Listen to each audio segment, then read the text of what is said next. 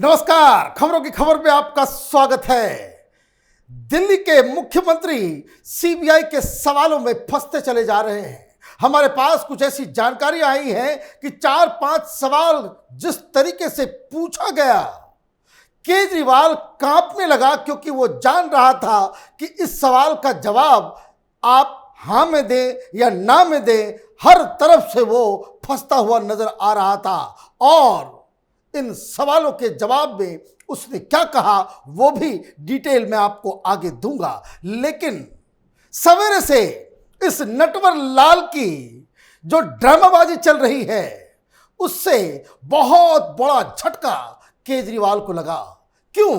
क्योंकि पिछले 2 दिनों से जब से समन गया तब से ये प्लान कर रहा था कि जब मुझे सीबीआई दफ्तर बुलाया जाएगा, जब मैं वहां पहुंचूंगा तो दिल्ली की जनता उमड़ पड़ेगी, देश भर में विरोध प्रदर्शन होगा। कुछ नहीं हुआ, लोग आए ही नहीं। इनके कुछ चट्टे बट्टे वो वहां पहुंचकर मीडिया वाले ज्यादा और कार्यकर्ता कम, 100 के आसपास लोग नजर आ रहे हैं। हाँ, चंडीगढ़ में भीड़ इकट्ठा इसने की, लेकिन दिल्ली में दिल्ली की जनता ने इसे रिजेक्ट कर दिया। ये सवेरे वही काम किया जो मनीष सिसोदिया ने किया। ठीक वही पैटर्न पे सब कुछ चल रहा है। ऐसा लग रहा है कि जिस तरीके से सिसोदिया जेल पहुंचा है, केजरीवाल भी वही रास्ते जेल पहुंचेगा। ऐसा लग रहा है तिहाड़ के अंदर जब मिल बैठेंगे ये 3 यार तो बड़ा मजा आने वाला है। खैर, राजनीतिक बातें किसी और वीडियो में करूंगा, लेकिन जो टेक्निकल सवाल जो पूछा जा रहा है अरविंद केजरीवाल से, वो पहला क्वेश्चन आप देखिए। What was the process of formulation of new excise policy? What was your role? Was Sisodia taking instructions from you for all the decision he took? सीधा सीधा सवाल पूछा गया और इस सवाल का जवाब आप ये समझ लीजिए। इनसे पूछा गया कि जो नई एक्साइज पॉलिसी जो बनी है उसमें क्या रोल है तुम्हारा? ये ऑन किया या फिर इसने कह दिया कि हमने सब कुछ प्रोसेस से किया, कैबिनेट की मीटिंग हुई और हमने सारी जिम्मेदारियां मनीष सिसोदिया के सर दे दिया, सारे फैसले मनीष सिसोदिया, उसके डिपार्टमेंट और उसके अधिकारी ले रहे थे। तो ये भी पूछा गया कि क्या जो सिसोदिया सारी डिसीजंस जो ले रहा था वो क्या आपसे पूछ के ले रहा था?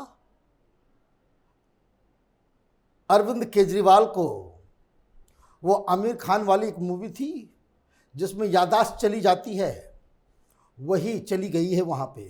क्योंकि दूसरा सवाल कि एज पर excise secretary you were the one who gave GOM report, this happened at your residence, is it true और नॉट? बताया गया कि भाई मजिस्ट्रेट के सामने सी अरविंद, ये हम नाम है इनका, ये एक्साइज सेक्रेटरी था जिसने मजिस्ट्रेट के सामने 164 के तहत इसने बयान दिया कि मनीष सिसोदिया का मुझे फोन आया था और यह कहा गया कि केजरीवाल के घर पहुंचो। और जब मैं वहां पहुंचा तो वहां सत्येंद्र जैन भी थे, मनीष सिसोदिया भी थे और अरविंद केजरीवाल थे। और अरविंद केजरीवाल एक फाइल लेकर के आए और उन्होंने कहा यही है जीओएम रिपोर्ट, ये फाइल पकड़ो और इसी के आधार पे कानून बनाओ। इज इट ट्रू और नॉट? ये घटना हुई या नहीं ये बताओ।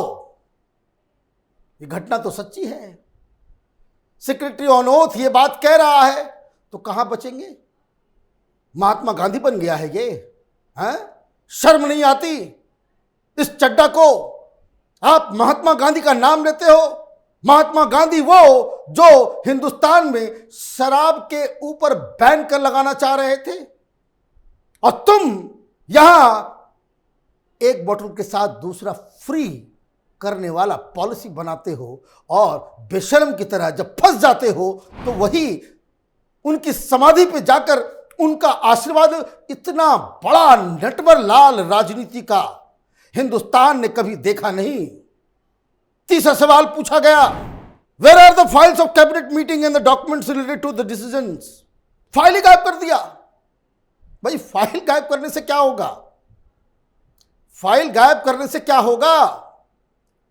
मीटिंग्स की रिकॉर्डिंग है, मीटिंग्स में जो लोग बैठे हुए थे, एक्साइज डिपार्टमेंट के सारे अधिकारी बकायदा 164 मजिस्ट्रेट के सामने जो बयान दे रहे हैं कि अपने लोगों को लाइसेंस देना होता था तो 5 बजे भोर तक दफ्तर काम किया करता था। जो कोई रेड फ्लैग उठाता था कि ये बकायदा ये काम नहीं किया जा सकता, ये इलीगल है, तो मनीष सिसोदिया उसे गालियां दिया करता था। क्यों? क्योंकि ये कानून बनने से पहले ही, उनको लाइसेंस देने से पहले ही अरविंद केजरीवाल के लोगों ने 15 किलो घी ले रखा था। ये 15 किलो घी का मतलब 15 करोड़ रुपए एडवांस पेमेंट, कि आप पहले घूस मुझे दे दो, फिर आपके मन मुताबिक हम कानून बना डालेंगे। अब अगला सवाल, do you know Vijay Nair how he got involved in formulation and execution of new excise policy, on whose behalf he was meeting liquor manufacturers and distributors? अब क्या जवाब देंगे? ये तो पहले बोल चुके हैं, तो मेरा कार्यकर्ता है, आम आदमी पार्टी का ये बाकायदा कम्युनिकेशन इंचार्ज था, अरविंद केजरीवाल का राइट हैंड। और बहुत सारे लोगों के साथ ये वीडियो कॉल करा करके केजरीवाल कहते थे कि ये मेरा अपना आदमी है, इसे पैसे दे दो, इसकी बात सुनो, इससे कोऑर्डिनेट करो। ये विजय नायर नहीं, ये समझ लो ये जो भी बातें कह रहा है वो मैं कह रहा हूं। तुमने दलाल बिठा रखा था। एक मुंबई में इवेंट मैनेजमेंट करने वाला व्यक्ति, वो शराब नीति बनाने में उसका क्या रोल है? आपने सारे प्रोसेस में इस तरीके से आपने काम किया कि जो सरकारी कमेटी बनी हुई थी उसने जो जो सुझाव दिए, जिसको नई एक्साइज पॉलिसी में बाकायदा इंक्लूड करना था, उन सारी चीजों के खिलाफ आपने सारा काम किया। आप अपने से फाइल दे करके ये कह रहे हो, और ये कह रहे हो कि भाई हमें तो तंग किया जा रहा है, नाखून कटाकर शहीद बनना चाहते हो। इस पापों का जवाब कौन देगा? 5वां क्वेश्चन जिसमें केजरीवाल फंसने वाला है, Sisodia gave undue benefits to liquor licensees by revising the rates of foreign liquor and removing the levy of an import pass fee of ₹50 case of beer. He also waived off 144 crore to various license applicants. When did you come to know about all these things? भाई वो तो काम पे काम किए जा रहा था, जिस वजह से वो तिहाड़ में है। आपको इसकी जानकारी थी, और जानकारी हुई भी तो कब हुई? केस फाइल होने के बाद, या पहले ही आपकी जानकारी में थी और सब कुछ मिली भगत चल रहा था? ये तमाम दलाल पत्रकारों का जत्था इस पाप को एक राजनीतिक रंग देने में जुड़ा हुआ है। वो ये कह रहे हैं कि केजरीवाल की राजनीति को खत्म करना चाह रही है केंद्र सरकार। अगर घोटाला करने के बाद भी आप पॉलिटिकल प्रोटेक्शन खोजोगे तो कोई नहीं देगा। और यही वजह है कि बड़े बड़े जो विपक्ष के जो लीडर्स हैं, कोई केजरीवाल के रेस्क्यू में नहीं आ रहा। कोई ये नहीं कह रहा कि केजरीवाल की सरकार में शराब घोटाला नहीं हुआ, शराब घोटाला फॉल्स फ्लैग है, ये कोई नहीं कह रहा। क्यों? क्योंकि हाई कोर्ट के जो बेल पिटिशन का जो रिजेक्शन हुआ, जो जज साहब ने जो बाकायदा मनीष सिसोदिया के बेल पिटिशन के ऊपर जो ऑर्डर दिया गया, उसमें साफ साफ जज साहब कह रहे हैं कि ये काम सिसोदिया ने किया, और सिसोदिया के साथ साथ गवर्नमेंट के बड़े बड़े लोग भी इसमें शामिल हैं। मनीष सिसोदिया से बड़ा कौन? मनीष सिसोदिया से बड़ा इस सरकार में तो सिर्फ अरविंद केजरीवाल है, लेकिन केजरीवाल का मानना पड़ेगा कहीं कोई साइन नहीं है इसका, कहीं कोई दस्तखत नहीं है इसका, और झूठ बोलने में तो इतना माहिर है।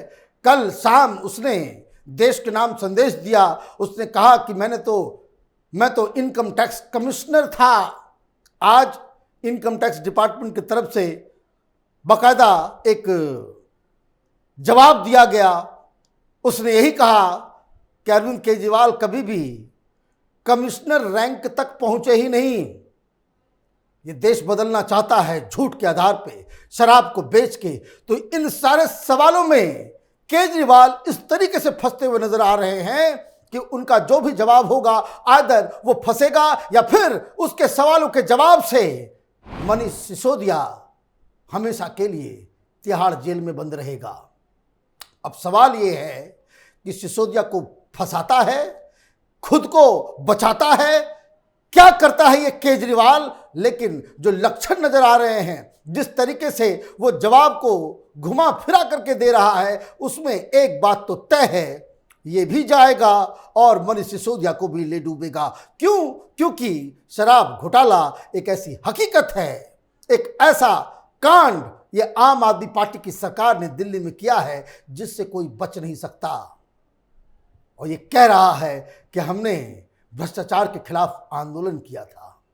भ्रष्टाचार के खिलाफ 70s में एक और आंदोलन हुआ था, जेपी मूवमेंट, और उसके प्रोडक्ट निकले थे लालू प्रसाद यादव, जो चारा घोटाले में जेल की सजा पाया हुआ है। ये दूसरा लालू यादव जो अन्ना हजारे के आंदोलन में पैदा हुआ है। आप देखते रहिए कैपिटल टीवी। हमारे वीडियोस को लाइक कीजिए, शेयर कीजिए और हमारे चैनल को सब्सक्राइब कीजिए। धन्यवाद।